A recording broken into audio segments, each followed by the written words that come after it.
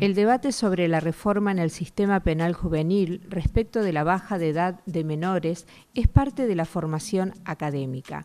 Las organizaciones de protección de los derechos de la infancia y la adolescencia expresaron su desacuerdo sobre la baja de edad de imputabilidad. Algunas de las propuestas que se plantean sobre las situaciones de la niñez es generar políticas de anticipación para su protección.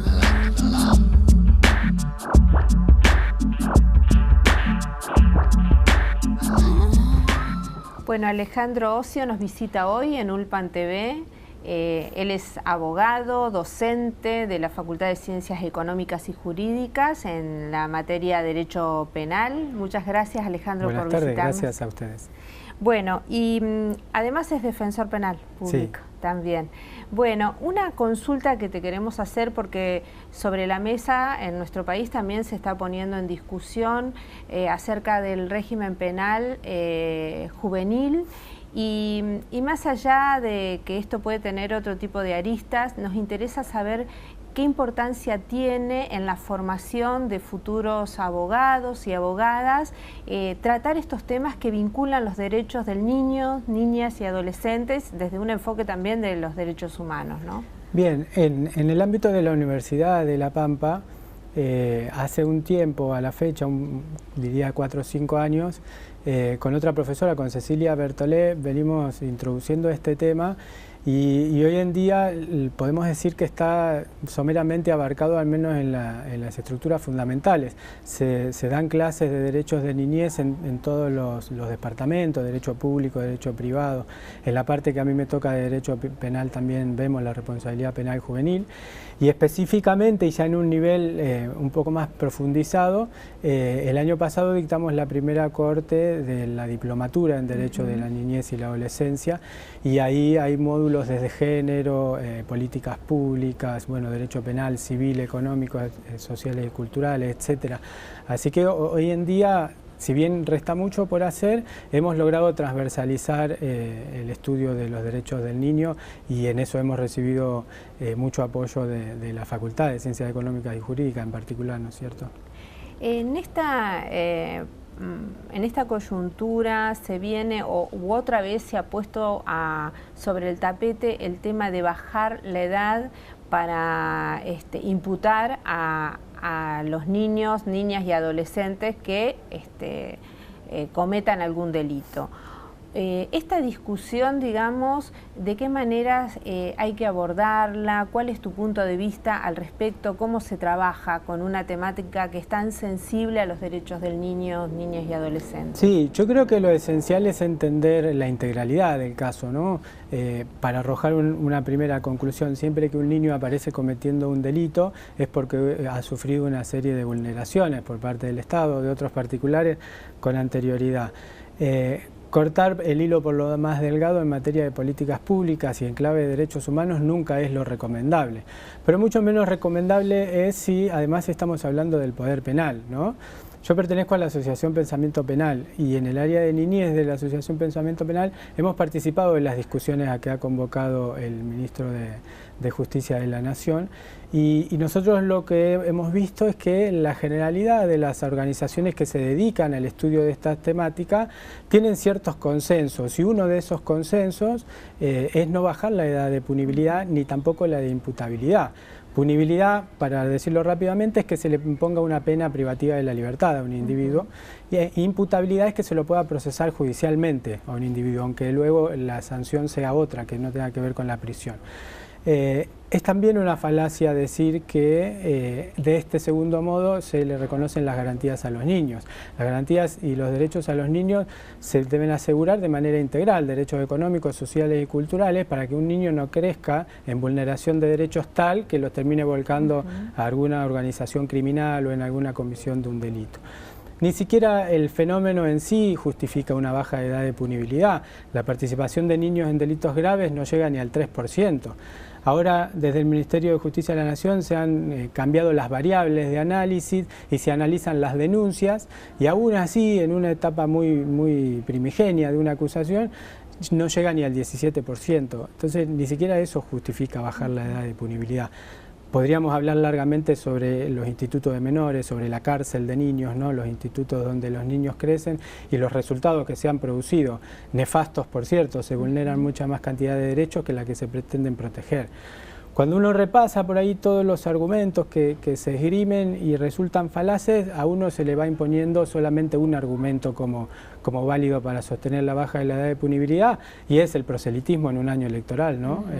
Y que nada tiene que ver con los derechos humanos. A cuestiones episódicas, esto así, una reacción frente a lo mejor a determinados hechos que para nada tiene que ver con una política más sostenida en el tiempo, más de cuidado, de protección de la infancia. Claro que no, y no pretende tampoco la resolución de ningún conflicto. El poder penal llega último y para aplicar una sanción a un conflicto.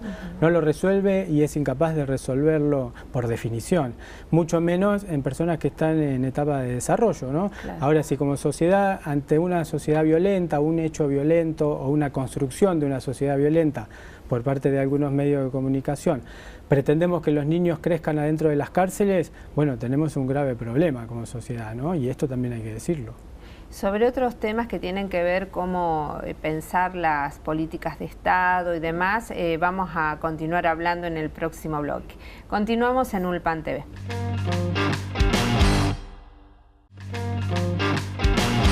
Bueno, seguimos en esta charla un poco para poder desandar algunos conceptos que tienen que ver con esta idea de pretender bajar la edad para aplicar punibilidad a la infancia, a la niñez, a la adolescencia.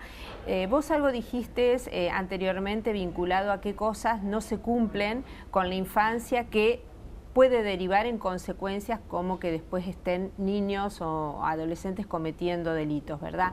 Pero la pregunta iría, ¿qué cosas pone al descubierto cuando hablamos de pretender bajar las edades?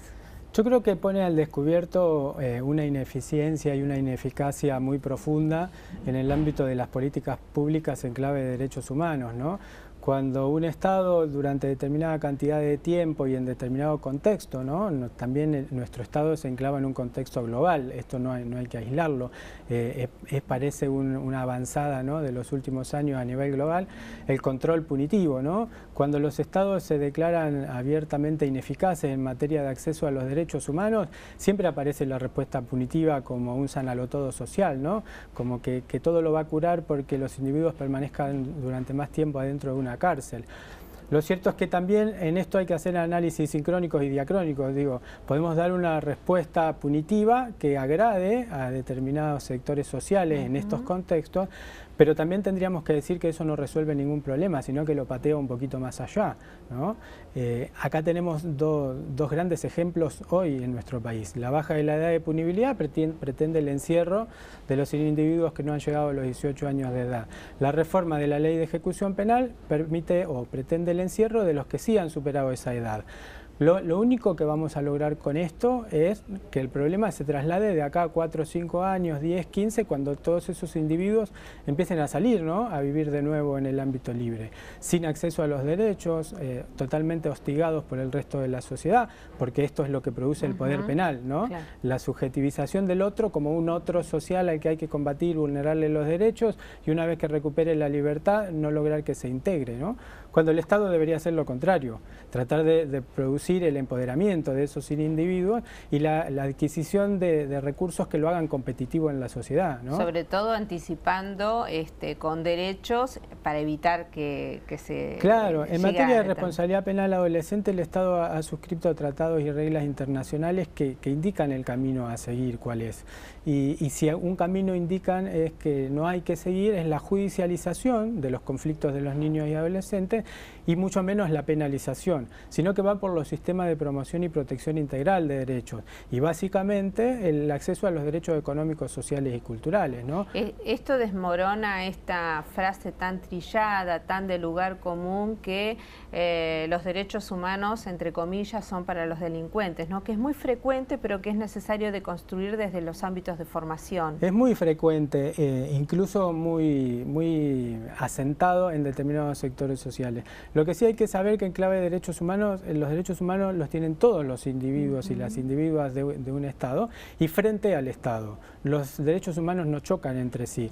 Suele hacerse valer una falsa dicotomía entre los derechos de los imputados o de los delincuentes y de las víctimas, y eso no es así. Ambos tienen derechos frente al Estado, y el Estado no tiene que volcar la discusión hacia uno u otro en particular, sino lograr que el acceso de todos, ¿no?, a los derechos. Desde la experiencia que tenés como defensor, como docente, como activo integrante de la asociación penal también, ¿hay algún plan de protección a la infancia, a la niñez, que uno pueda pensarlo como una política de Estado sostenida? Mira, esto tiene notas muy parecidas al ámbito del género, al ámbito de la discapacidad, de la ancianidad, etc. Se va avanzando, parece que siempre se va hacia adelante, pero a veces se dan un par de pasos y luego se vuelven otro tanto, y así se va empujando de a poquito. Por ejemplo, la defensora o el defensor del niño a nivel nacional, pese a la cantidad de años que lleva sancionada la Ley de Protección Integral de Derechos de la Niñez, nunca se ocupó. Entonces eso es un ejemplo más que fundamental. El cargo que simbólicamente, pero además materialmente, puede relevar todo el sistema de políticas públicas para la niñez, no está ocupado. Entonces hay un sistema medio desintegrado, medio desarticulado, que nadie controla y que a su vez todos pueden controlar, donde a veces hay visos de avances, pero muchas veces, y más en contextos como los actuales, hay más visos de retrocesos que de avance, ¿no? Ahora se ha logrado un proyecto en Cámara de Diputados donde se empieza a mover de nuevo la designación del defensor del niño, etcétera. Pero lo cierto es que siempre hay avances y retrocesos en esto de los derechos de la infancia. Lo cierto es que los niños han sido, parangonando, ¿no?, a la cenicienta del ámbito de los derechos. Claro. Muchas veces lo han sido las mujeres han logrado empoderarse más o menos en los últimos tiempos, pero los niños no, los ancianos también vienen atrás en la cola y así, ¿no? Podríamos decir varios sujetos que son vulnerados por el propio Estado, ¿no? El Estado debería asegurar el acceso a los derechos y es quien pretende que se los nieguen, ¿no? Entonces esto es un problema. Bueno, Alejandro, muchísimas gracias, y sin duda son temáticas que siguen preocupando a quienes ejercen la docencia en el ámbito del derecho y de otras disciplinas. Así que te agradecemos la presencia en Ulpan TV. Bueno, no, muchas gracias a ustedes por tenerme en cuenta. Nosotros continuamos en Ulpan TV.